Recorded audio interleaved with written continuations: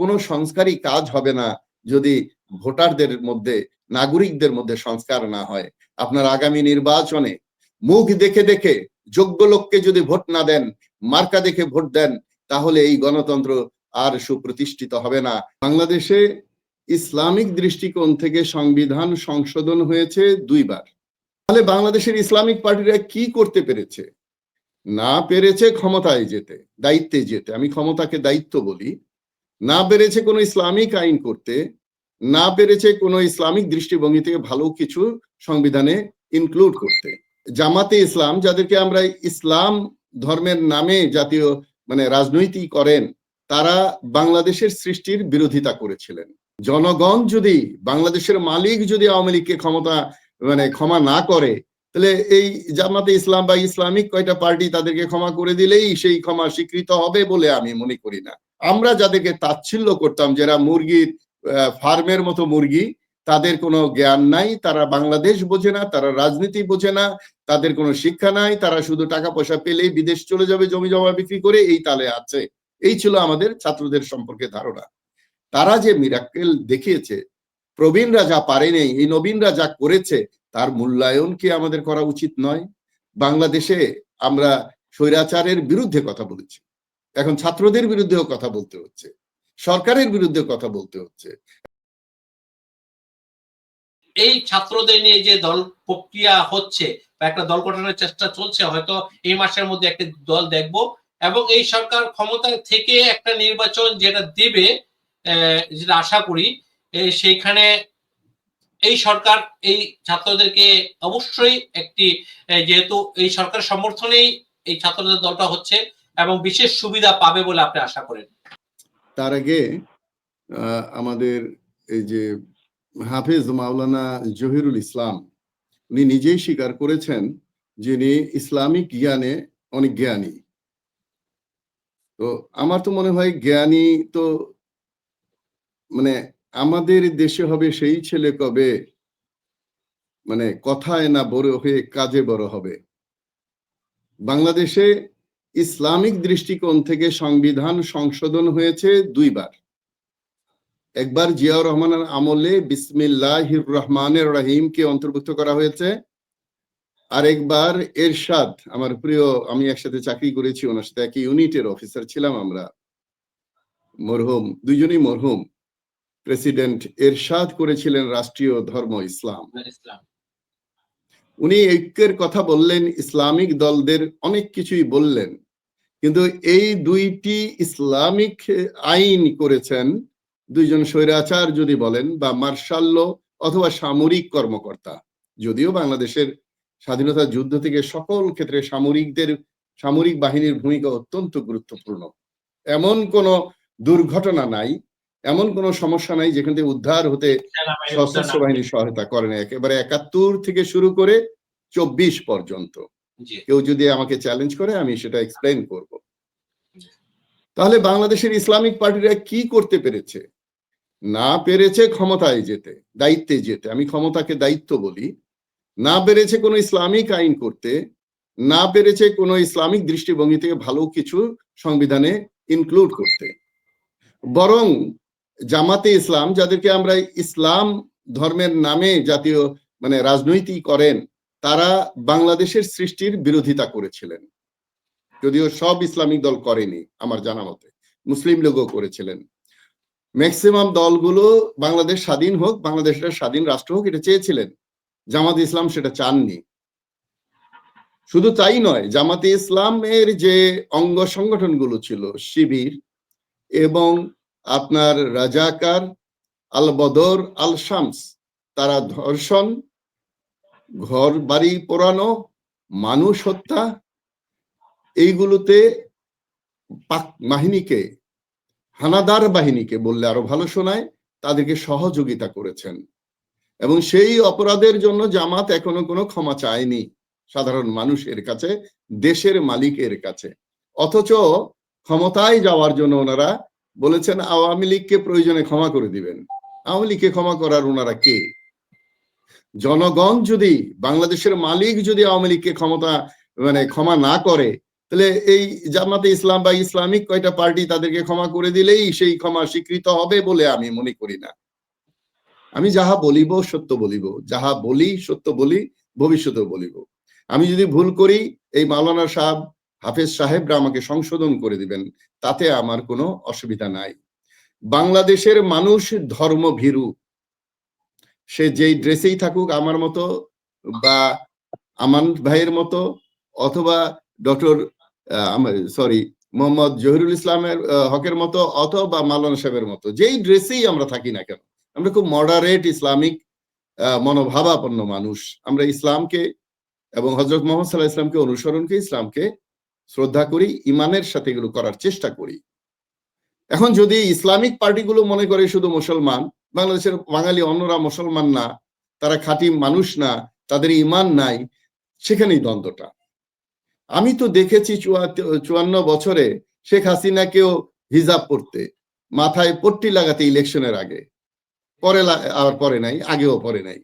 তো ইসলামকে যদি একটা অস্ত্র হিসাবে ব্যবহার করে জনগণের ঘাড়ে চেপে ক্ষমতা দখল করতে চায়, তাহলে কি আমরা বলবো তাদের ইসলামিক নৈতিকতা আছে, ইসলামের ইমান আছে, ইসলামকে সঠিকভাবে ব্যবহার করছে? এই যে আমি একটু আগে বললাম রাষ্ট্রীয় ধর্ম ইসলাম এবং বিসমিল্লাহির রহমানির রহিম যে সংযুক্ত হয়েছে, আমি দ্ব্যর্থহীন ভাষায় অত্যন্ত দুঃখের সাথে বলছি, এই দুটি সংযোজন ইসলামকে স্মৃতিতে হয়নি, ইসলামকে ভালোবেসে হয়নি, ভোট সংগ্রহের জন্য হয়েছে, রাজনৈতিক কারণে হয়েছে। যদি কেউ এটা প্রমাণ করতে পারেন যে ওনারা দুইজনই খুব মুসল্লি ছিলেন, ইসলামকে ওইভাবে অনুসরণ করেন, সুন্নত মানেন এবং এই দুইটা করেছেন, আমি মেনে নেব। এগুলো পলিটিক্যাল কারণে করা হয়েছে। এবং বাংলাদেশের ইসলামিক পার্টি অধিকাংশ, সবাই নয়, এই ক্ষমতার জন্য ইসলামকে সহযোগিতা নিয়ে ক্ষমতায় যাওয়ার জন্য চেষ্টা করছে। তো সুতরাং মাওলানা সাহেবকে আমি বলবো, প্রকৃত ইসলাম প্রচার, প্রকৃত ইসলাম পালন, প্রকৃত ইমানদার হওয়া, ইমানের প্রতি নিজেকে খুব সম্পৃক্ত করার সাথে রাজনীতির কোনো সম্পর্ক নাই। রাজনীতির মূল্য ইসলামের কাছে অনেক ছোট বলে আমি ব্যক্তিগতভাবে মনে করি। আমাকে যদি প্রশ্ন করা হয় যে আপনি কি ইসলাম ধর্মের অনুসারী, আপনি কি ইসলাম ধর্মটাকে ধরে রাখতে চান না রাজনীতি ধরে রাখতে চান, আমি বলবো আমি ইসলাম ধর্মের মানুষ, আমি ইসলাম ধরে রাখতে চাই। কিন্তু রাজনৈতিক কারণে, ভোটের কারণে আমি কখনো ইসলামিক নিয়ম কানুন, আচার আচরণ এবং সুযোগ ব্যবহার করব না। কিন্তু আমাদের দেশে অনেক ইসলামিক রাজনৈতিক দল সেটা ব্যবহার করছে। সেখান থেকে ইসলামিক দলগুলো যদি মুক্ত হতে পারত, প্রকৃত ইসলাম প্রচার, প্রকৃত ইমানদার, প্রকৃত হানাহানি না করে, নিজেদের মধ্যে গোত্রে গোত্রে বিভক্ত না হয়ে একত্রিত হতে পারত, তাহলে আমাদের বাংলাদেশের জন্য মঙ্গল হতো। এখন আসি আমি আপনাদের ছাত্রদের কথায়।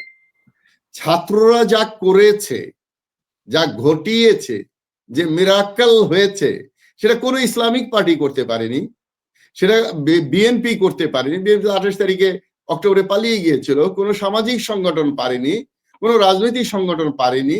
আমরা যাদেরকে তাচ্ছিল্য করতাম, যারা মুরগির ফার্মের মতো মুরগি, তাদের কোনো জ্ঞান নাই, তারা বাংলাদেশ বোঝে না, তারা রাজনীতি বোঝে না, তাদের কোনো শিক্ষা নাই, তারা শুধু টাকা পয়সা পেলেই বিদেশ চলে যাবে জমি জমা বিক্রি করে, এই তালে আছে।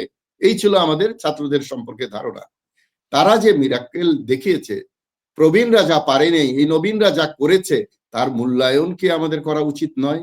তাদের ছোটদের কাজ যদি অনেক বড় হয়ে যায়, তখন সেই কাজের প্রতি মূল্যায়ন কি আমাদের বড় হয়ে করা উচিত নয়? আমরা গতকালকে একটা অনুষ্ঠানে ছিলাম, সৌভাগ্যক্রমে মোহাম্মদ ফজলুল হক সাহেবও ছিলেন। সেখানে দেখেন, আমরা যারা বৃদ্ধরা কথা বলেছি, তার চেয়ে অনেক মনোযোগ দিয়ে তরুণদের কথা সবাই শুনেছে এবং বলেছে যে ওদের বলতে দেন, আরো বলতে দেন, ওদের কথা আমরা শুনি। যেখানে প্রবীণরা ব্যর্থ হয়, সেখানে নবীনরা এগিয়ে আসে। আমাদের দেশে যদি ধর্মীয় ভাবে, বিশেষ করে পৃথিবীর শ্রেষ্ঠ ধর্ম ইসলাম ধর্মের অনুসারী যারা আছেন, হাফেজ সাহেব, মাওলানা সাহেব, তারা যদি নিরপেক্ষভাবে জনসেবা, এই যে ফজলুল হক সাহেব এত সেবা করেন, এত সংগঠন এর যে শাখা প্রশাখা করেছেন, স্কুল করেছেন, মাদ্রাসা করেছেন, লাইব্রেরি করেছেন, সেইভাবে যদি ইসলাম ধর্মের যে রাজনীতিবিদরা তারা যদি সেটা করত, তাহলে আজকে দেশ উপকৃত হতো। বরং তারা ইসলামিক ব্যাংক করেছে, ব্যবসা করেছে, নিজের সংগঠনকে শক্তিশালী করেছে।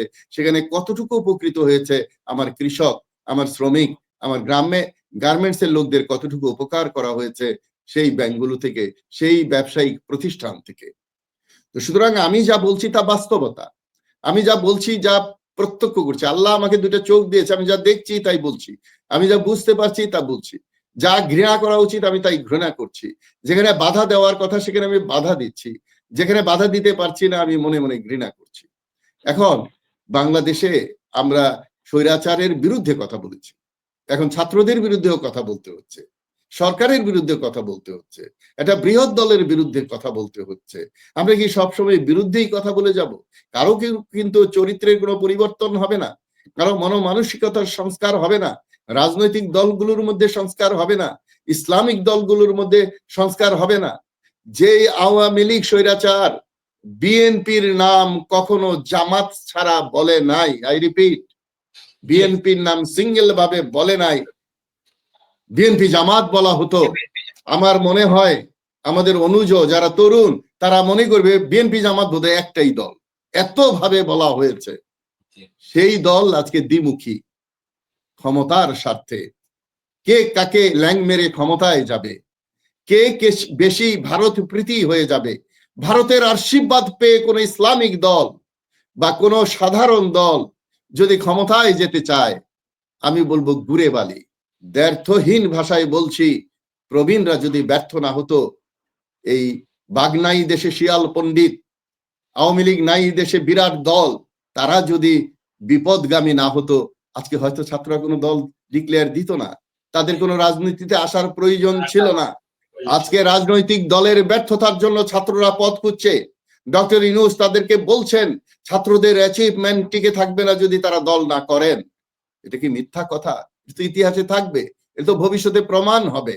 আজকে ছাত্ররা যদি প্রবীণদের সাথে মিলে এসে রাজনীতিতে না ঢোকে, তারা কালকে বলেছে, ফজলুল হক সাহেব জানেন, আমরা তো রাজনীতিতে আসতে চাই, আমাদের চাকরি কই, আমাদের ইনকাম কই, আপনারা আমাদের ভরণ পোষণের ব্যবস্থা করেন, আমরা দেশের জন্য রাজনীতিতে আসবো, বলে নাই হক ভাই? তো সুতরাং তাদেরকে পৃষ্ঠপোষকতা দেওয়া, তাদেরকে সঠিক পথে পরিচালিত করার দায়িত্ব তো আমাদের। আমরা কি পেরেছি তা? আমরা তো ওয়াজ নসিহত অনেক কিছুই করি, অনেক ভাবে ওনাদেরকে বোঝাতে চাই, কিন্তু সত্যিকার অর্থে কি আমরা আমাদের পরবর্তী প্রজন্মকে মানুষ করার জন্য চেষ্টা করছি? শোনেন, চীনকে আফিং খাইয়ে একটা অথর্ব জাতি করতে চেয়েছিল ব্রিটিশ, পারে নাই।